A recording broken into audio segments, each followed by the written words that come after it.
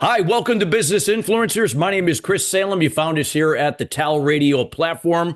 Hope that you are enjoying many of the great shows here on the TALRadio platform that have been around now for almost 4 years. And we are excited that we had pioneered the TALRadio platform back at that time with Business Influencers. And we want to thank you listeners each and every week joining us as we continue to grow because of you. And we are committed to your success and raising your level of influence for you and your business to take to the next level. Today's show is being brought to you today by Alumni Direct. Alumni Direct is a new social media community platform dedicated to bringing alumni together from all different generational types and an opportunity to meet new people for the first time. Now, this is a membership program taking out all the noise out of social media. You get to come in and generate genuine and authentic relationships with the people you choose to interact with. And again, it also offers a wide array of different services not available to the general public. If you'd like some more information about Alumni Direct, check them out again at alumnidirect.com. That's alumnidirect.com. Well, we got a great show for you again. As always, we're going to be talking about embrace the suck. Yeah, so what that means is, hey, you know, when things aren't going right, you should still be happy about it. No, it's not always easy, but when you can now look at the challenge as an opportunity and then turn that opportunity into a result, think about it. Nothing great that you've accomplished, whether if it's you as an individual or as a business, has happened because you didn't have a challenge that came along the way. Sure you did. Well, we're going to be talking with Matt Criss. Matt Criss is going to be our subject matter expert sharing on this valuable topic. Matt has built a 20-plus year career around business and sales coaching. He has led thousands of one-on-one coaching sessions and over 500 workshops with teams all over the world. His passion is to add value to others by uncovering blind spots and focusing on sustainable change. And we always love that word, sustainable. And without further ado, we welcome Matt Criss to the show. Matt, how you doing? Man, happy Friday. I guess Fridays are always good unless you're getting a call from HR at 3 o'clock. So I'm feeling pretty good. Exactly. We don't want that call at late in the day, especially when you're working with somebody. Oh boy, I been down that road. I've been there before in my career in the past, so I can relate to that. But nonetheless, always good things come from it. So that's always the thing. It opens up a new door. So, you know, Matt, we always like to start off the show and, you know, with this topic, embrace the suck. You know, it's kind of like taking the optimistic look at when things aren't going right, how we can turn that now into an opportunity and then to where we can achieve better results. Share with us, like, your maybe a story, a background of something that you learned about this and why today that you're out there teaching one-on-one in groups, especially sales professionals and others, you know, how to do this. Yeah, well, thanks again for allowing me to be on the show. It's great. You know, actually, I worked out with the Navy SEALs. It was about 6 years ago, and I was at a coaching conference, and they said, "Hey, tomorrow morning we're going to get up at 5 a.m. So anybody who wants to join us, we're going to jog a mile to the beach. We're going to work out for 2 hours, and we're going to take you through our regiment." And so there was about 80 people at the conference, and gosh, about 55 of us went. So there was about 25 or so folks that chose not to engage. And we went out there for 2 hours. I was carrying some guy on my back, you know, up and down the beach and climbing up and down these sand berms and everything else. And by the end, you know, you're so exhausted and getting sand in places you didn't even know you could. And you sit there and look at yourself in the mirror afterwards and you go, what did I just do? And that's where the awakening came, because that's one of their mottos, you know, embrace the suck. And so, you know, if you've heard Jocko or other folks on podcasts, yes, you know, hey, my car just broke down. Good. Hey, my wife just left me. Good. Hey, I just lost this thing. Good. You know, something better is coming, right? So I think I just went through that process with them and realized that. And in fact, it's actually what inspired me to write my book called Conscious Growth. You know, I came up with this concept of a lot of us, we're just going through the motions or going through life, but we're not really growing in the sense of where we have a purpose and a vision and a plan until we realize, oh, we actually have been. We just didn't actually take the time to look at that. So that's where I've used that methodology of embrace the suck and saying like, okay, hey, this isn't working out well. Okay, good. maybe there's a better way to look at this. That's okay. That's having that growth mindset. That's kind of where that came from initially. Okay, great. No, thank you for providing some a backstory context around that because it's always important. So, let's talk about, when the reality is when, things shit hits the fan, so to speak, things don't go right. This is going to happen to all of us, regardless of where we are in our lives. So we've all been through very difficult times on various levels. And now, kind of, that always that reaction is to resist or to try to go around, try to not believe that it's actually happening, and oftentimes we escape the reality of the situation rather than embrace it and see it as an opportunity. Talk about what can certain professionals do to kind of when that is triggered, that initial reaction to now resist or to put up their guard, to go around, to escape. What could they do now to embrace it? Yeah, no, and the word trigger is a good one, right? We have a lot of those that happen throughout the day.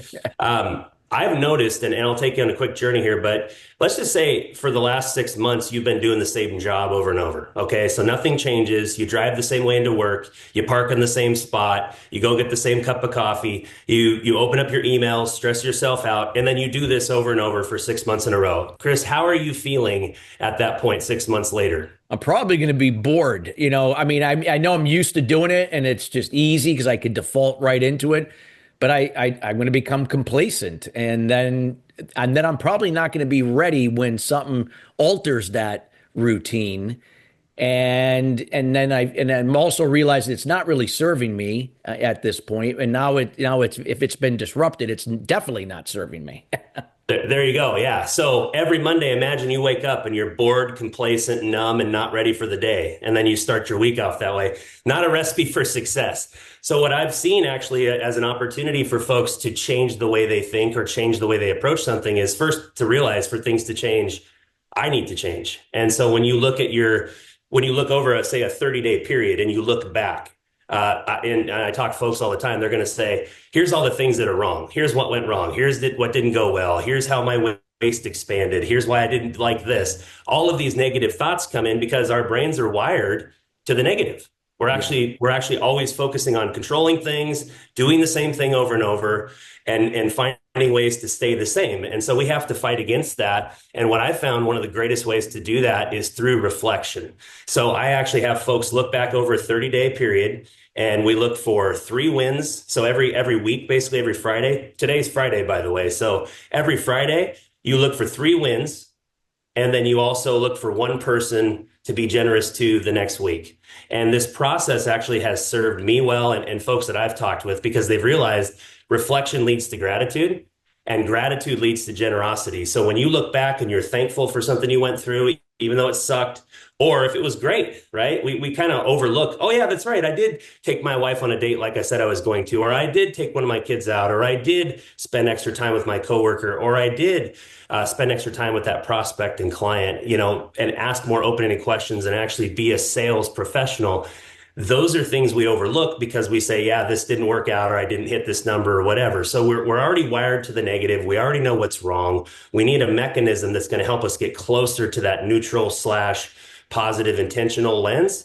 And reflection is going to help with that, leading to gratitude. And then the gratitude leading to the generosity. I mean, I don't just tell people to do this. Just about a month ago, I saw a dad who had just got back, I think, from the military with his son eating lunch where I was eating. And I just went and bought their lunch. I mean, I was getting emotional just thinking about it because it's like, I'm not saying it just to say it. I'm saying when you're generous at once a week like that, and then you're looking for 3 wins and you practice this for 4 weeks in a row and you're listening to this call, send me an email and tell me that things got worse. I promise you that your mindset's going to shift. And that's the biggest thing about sales is if you can make more dials and call more people, but if you don't have an emotional, intelligent mindset that says, I'm going to grow and actually understand what that process looks like and be practical about it, you're not going to have sustainable change. Like we said earlier, that word. I agree. You're more likely to make more calls. And with every no, you're not getting your ego and is not bruised. You're able to say, okay, I've gotten 50 no's, but you know what? Once I get to the 60th no, it's going to turn because it's like with anything with numbers, you're going to get a win. And Yeah. I like what you just shared. It's about, it's like an attitude of gratitude where everything is happening for you, not Yeah. to you. So there's a big difference. That's what I took away from what you shared there. Yeah. Thank you. Yeah. I just, like, I think I always create action as a coach. So for the next 4 weeks, if somebody wants to go on that journey, 3 wins for every Friday, and then the next week, look for somebody to be generous to. Now that's reflection leading to gratitude, gratitude to generosity. The next piece of this is vision, right? People talk about this all the time. Hey, where am I going? What am I trying to do? I feel like I could lead this sales organization. Hey, I feel like I could bring in this many prospects. A lot of unprocessed thoughts always bouncing around in our brain. And so I help, from a practical standpoint, every 30 days we say, hey, do I have a plan towards those big goals, right? Like what's my next step when you're looking at that? And I think for our listeners here as well, just processing this going, okay, every 30 days, where did I grow? What did I learn? And so at the end of each month, which it is the end of February, and we're 2 months into the year already, in case anybody's wondering, we're already moving right along here. So every 30 days, you can ask that question, those two questions: where did I grow? And what did I learn? And when you have an understanding of that, it means that you're actually progressing towards those goals or towards the things you're setting out to. If you don't know the answer to that, that's your starting place to say, what the heck am I doing every 30 days? Back to that 6 month person just going to work every day and doing the same thing over and over. So action wise, that's another just practical example that we can use to start to measure progress and see that we're actually growing versus wondering or hoping. Well, I love that too. Now you got to take action and you got to measure. Yeah, I always say, and you've talked about everything that supports what I always follow every day, the four pillars of success. Foundation, which is from emotional intelligence, knowing I can regulate my emotions. I have to be prepared, and then I got to execute on that strategy each day within my control, letting go of what I can't, and then measure to see what's working, what's not, what can be adapted, what has to be modified, eliminated, whatever the case may be, and then repeat. and And and then so on. repeat. No, powerful stuff that you've been sharing here. So this is great. So and what do you feel, Matt, like when you're talking about this? Let's just say, like, hypothetically, we're looking at a sales team, and let's say we got a sales leader, and he or she's got, I don't know, 50 people under them, so to speak. Would it start with this type of shift in frame of thinking with the leader to now pass down to his people, or does it wouldn't matter who if you did it to the group directly? Yeah, no, I mean it's a great question. I would say right off the bat, one of the phrases that I use in a scenario like that is the leader sets the depth. So if everybody wants to talk about football and then all of a sudden it's like, how come we're not talking about more purposeful things, or how come we don't have more of a strategy here? How come we're always just water cooling it up here? It's because of you, leader, who's not really leading well. So there's an opportunity to Exactly. say, where can I get better as a leader? Back to those two questions: where did I grow? What did I learn? The leader's goal every month should be connecting better with their people. What does that look like? And I've always said, you don't have to like everybody you work with. Like if you and I work together, we'd have our differences. You might want to beat me over the head sometimes, or vice versa. But I would always respect you. I'm gonna honor you. I'm gonna listen to you. I'm gonna do my best to try to work as most effectively with you. And when a leader demonstrates that they don't have it all figured out, that is one of the most powerful things that you can do, because the people Yeah. below you and beneath you, they're looking at you and they're saying, gosh, Chris, man, he's got all this stuff going on. Wow, he's great. And then all of a sudden it's like Chris is like, listen, I'm a hot mess, man. I'm working on this every day too. Here's where I'm at. Here's what Yeah, I'm trying. you're real. You're believable. Yeah, you're not if you can't tell people to do something if you don't do it yourself.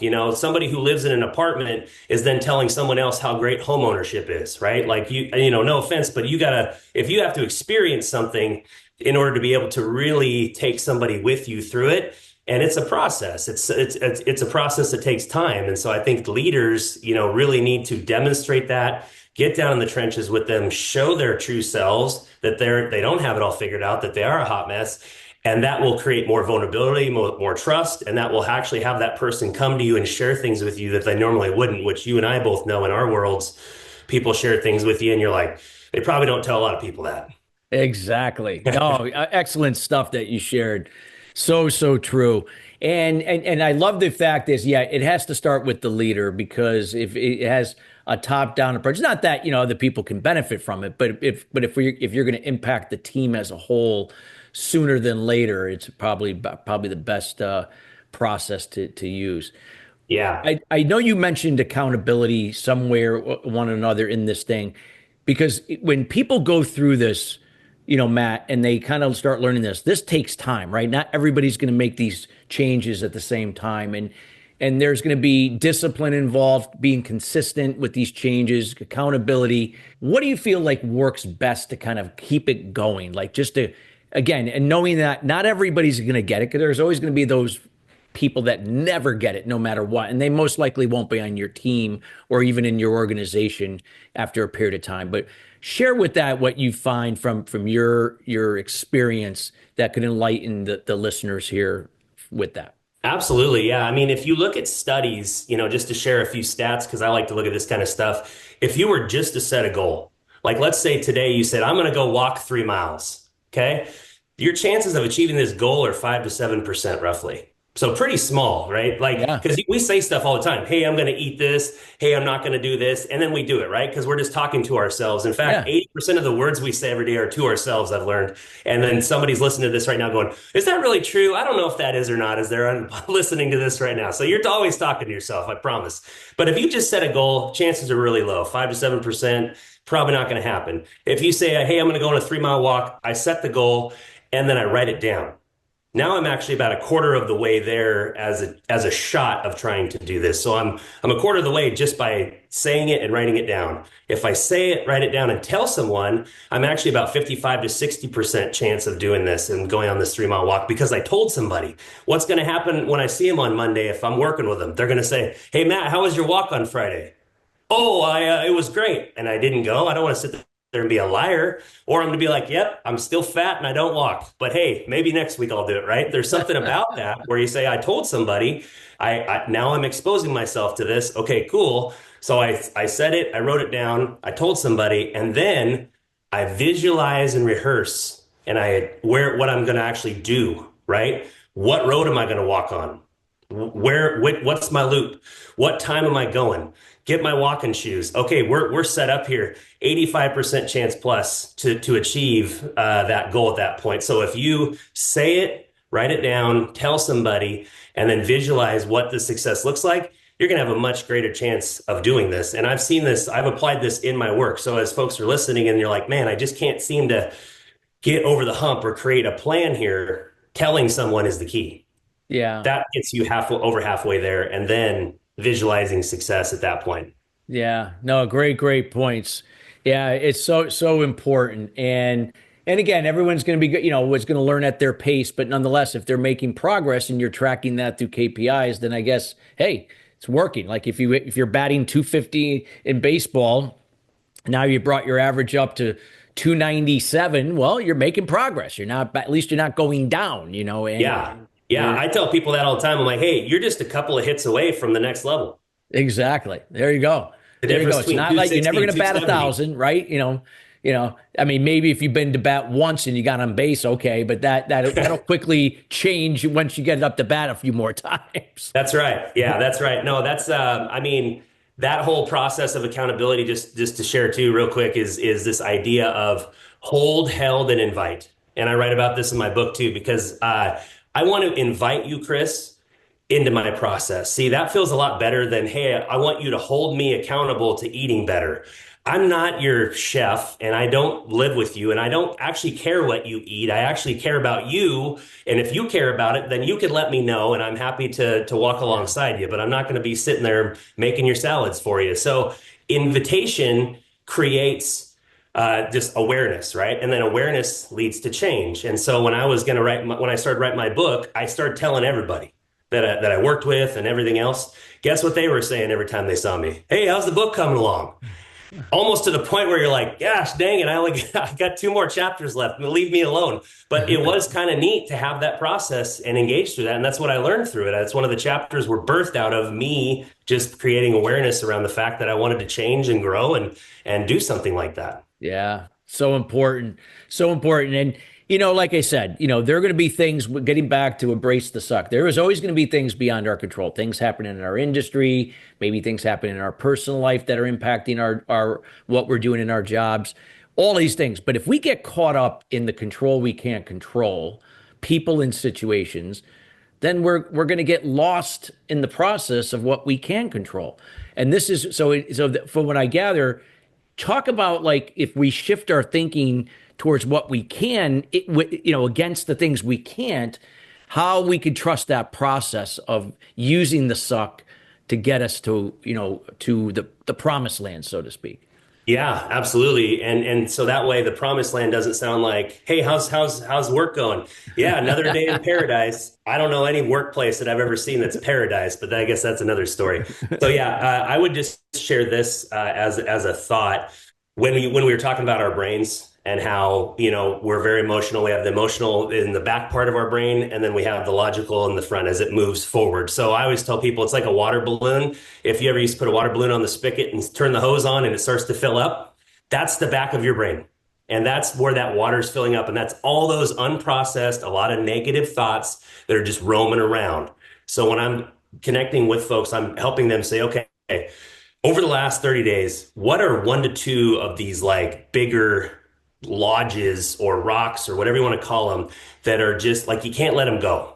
You had a bad call of the prospect, you lost a client. There's something eating at you that you haven't gotten out of there. And what's happening is all these other little things that are normally in there are filling that water balloon up a lot quicker. And this is where you see this, right? Like I remember seeing this guy one time. It was his wife's birthday. We're all hanging out. He's over there blowing up all the floaties as we get ready to go in the water. He gets the last one blown up. He brings them all over, and she goes, "Oh, none of us want to float anyways." And he about lost his mind over something that small when it's her day anyways. You jerk, right? Like, what were you doing, getting that fired up? That was his water balloon with just a little drop left, and that was the last drop. So when you think about, things are going to suck, all that stuff, but if we can practically take time, and just like we've done on these other two exercises for this one, every 30 days, what are those one to two areas that you just can't process or get out? And then you talk about them, right? We've been taught, shut your mouth. If you were raised a man a lot of times as a boy, hey, we don't share our feelings. Go do your thing. Be quiet. And actually, it takes humility to be a real man or a real person in general to share, this is what's going on, or this is what I need to get past. This is a burden. And I found getting those rocks out of the way, my gosh, then all the other little stuff doesn't really matter. Is it really that big of a deal? Am I getting shot at? Am I in a war right now? Am I in a really tough spot? Did I eat today? All of that stuff helps me realize this is not that big of a deal. Yeah. And if your big hindrance is about a person, to finalize this, if it's about someone else and you just can't let it go, have this empathy view of them and say, I wonder what's going on with them. Yeah. And it'll actually help you not only move past that part, but it'll help you view them correctly. And actually, back to earlier, show them respect, show them honor. It's a colleagues, coworkers, prospects, all those folks. That's an opportunity to really be practical with this. So find a couple of them every 30 days, process them, tell somebody about them. You're going to feel a lot better. Wow. No, just powerful stuff that you've shared here. And I know, this is a topic that I'd love to, even do a deeper dive, what you've already even gone over. And we'll definitely do that for another show since our show is only 30 minutes. I wanted to have time now for the listeners to get to know you, where they can reach out, what you're up to, or anything that you'd like to share or provide to them. Sure.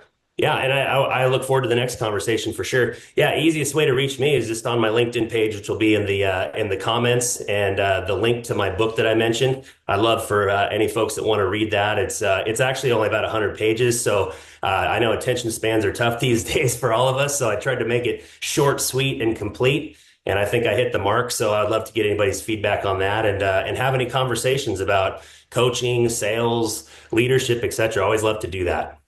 Great. And we'll make sure everybody that listeners that all that information with Matt and his contact information, including the book link, all that will be in the show notes. So that way you'll be able to reach out to them. Well, Matt, I want to thank you personally for taking the time to be here today, also with the TALRadio team as well here at the Touch of Life Foundation. I want to thank you for all you're doing to help make a difference, in the business world, including on a personal level with what you shared here today. Well, thanks for having me, and I look forward to more and appreciate what you're doing as well on the team. Thank you so much. And listeners, we want to thank you each and every week joining us here at Business Influencers. Again, we are committed to bringing in subject matter experts like Matt in each and every week to share from their personal experience. We're not about formulaic and theory here. We're about actual experience, things that you can relate to, and knowing that you're not alone wherever you are in this journey, that when you're out there to raise your level of influence in business, as well on a personal level, it is a process. So it's not about comparing yourself to other people. It might be benchmarking so you know what you can be doing differently to keep moving the ball forward. Till then, everybody, have a great rest of your week. And again, we look forward to seeing you next week with another subject matter expert, different content to take you to the next level. Take care.